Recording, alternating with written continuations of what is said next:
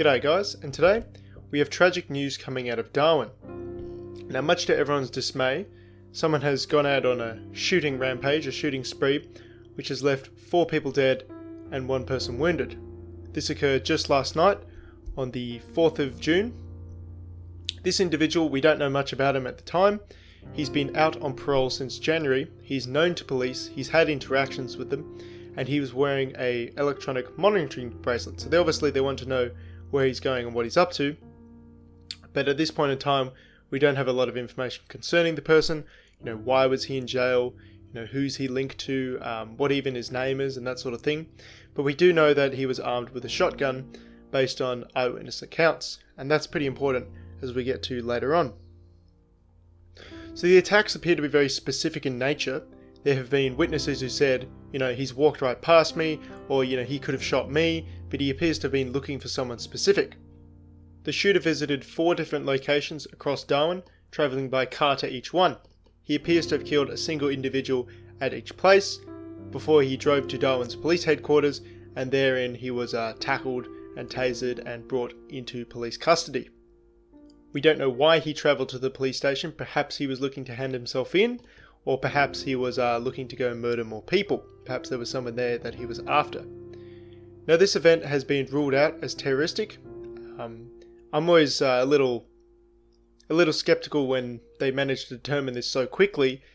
I mean, they have had him in custody for over 24 hours, but again, how can they rule out everything that this man has been up to for, say, the past year even, to determine that he doesn't have some sort of ideological motivation, some sort of political motivation to go out and shoot people. But again, since this is a very specific and targeted attack, he didn't just kill everyone he could get his hands on. He specifically travelled to 4 locations, and it appears, based on eyewitness accounts, that he was looking for 4 people. This doesn't lend itself to a sort of broader terroristic message of, fuck the system, I'm going to go shoot everyone, or, praise Allah or praise Jesus, I'm going to go shoot everyone. Now, the origin of the shooter's weapons, this pump-action shotgun he had, will certainly be of some interest, because in Australia, in the cuck state we are in, you need to have a license in order to own a firearm, and you need some sort of, quote, genuine reason to have it, and it should be noted that this genuine reason cannot be self-defense. Firearms licenses are also restricted from those who have been convicted of crimes or who have a history of mental illness. Now, this obviously begs the question of how this chap got a hold of a gun, because obviously if he's just got out of jail on parole, well, he's been convicted of some sort of crime, so he can't go and, renew his license or get a license and get a hold of a gun.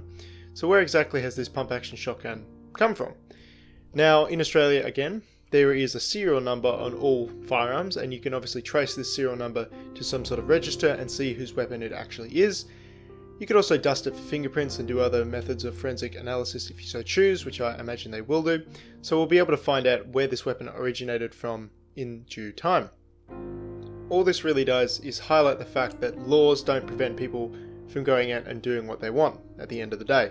If someone really wants to go out and shoot someone, well, they can get a hold of a gun by, getting one from a friend, or, going out and stealing one and things like that. Also, I know the Australian military has a rather heavy presence in the Northern Territory, which is the state where Darwin is located, if you didn't know. So just as an uneducated guess, someone who hasn't done any reading into this, I imagine there'd be a lot more firearms, illicit firearms in circulation, because people would, be stealing them from the military and that sort of thing. Again, I don't know how much of a widespread problem that is, if it even is a problem at all, or if it's all very closely regulated and no one can steal weapons, but it's just something to think about. It's a possibility. So at this point in time, all we know that someone has gone out in Darwin on a bit of a shooting spree.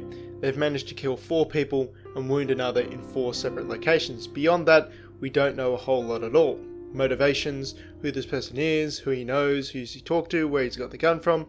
I imagine this will all be revealed with time, but in a more cynical vein, this story could get flushed down the memory hole, because it points out the fact that, despite all the paperwork and the legislation and essentially the government saying, you cannot go out and buy weapons and shoot people, well, people can if they really want to, and that has unfortunately resulted in the lives of 4 people being cut short, which is an absolute tragedy.